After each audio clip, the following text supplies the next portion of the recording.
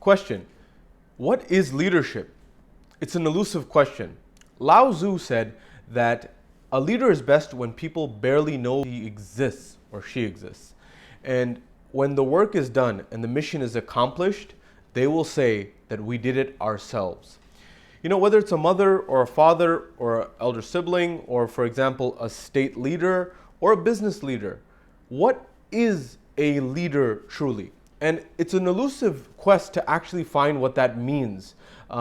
In fact, researchers have highlighted that over 650 definitions of what leadership is were found in the literature at the end of the 20th century. It's as if there's as many definitions of leadership as there are researchers who are trying to define the term. And it's kind of like the analogy of the blind man and the elephant. And the analogy goes like this: whatever aspect of the elephant that the blind men were touching, whether it was the tusk or the tail or the trunk, someone said it was a snake, or someone said it was, for example, a rope, or somebody who's touching the tusk, for example, would say that this is something that is a spear.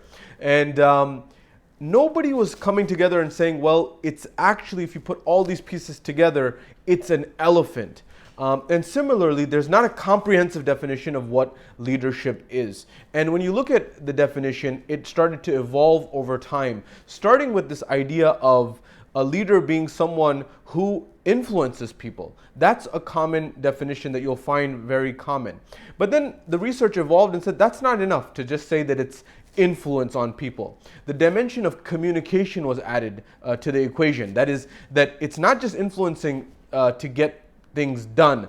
It's to communicate, to set a goal, and to ultimately achieve that goal. Those are now the definitions of leadership.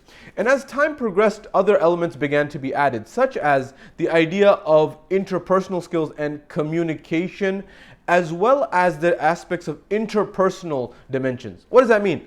That means that when there's ever a group of two or more people, they actually exert leadership influence on one another. So it's not just this top-down narrative of what leadership is. So there's another element of the equation. One aspect that really comes to the forefront here is one of the best definitions of leadership may actually come from Shakespeare in his play, Henry IV, where there's a dialogue that ensues between two characters in the play, that he's calling out to the dead.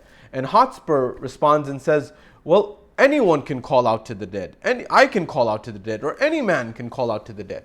And the response comes back to him, but will they respond when you call back to them? When you call on to them? Will they come when you call on to them? And that's a true test of leadership. That is, can you lead, for example, volunteers? Can you lead people who would not follow you otherwise? People who don't have to follow you. Will they follow you? That's a true test of leadership. Many people think they have a positional leadership, like a title, and that's leadership. That's really not the true test of leadership.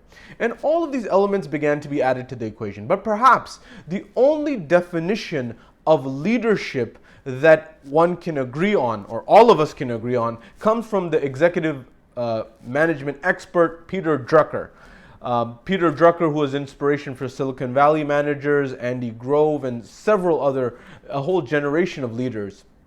He said perhaps the only definition of leadership is someone who has followers. So therefore, go out there and make a difference and lead and impact people in whatever sphere that you are passionate about.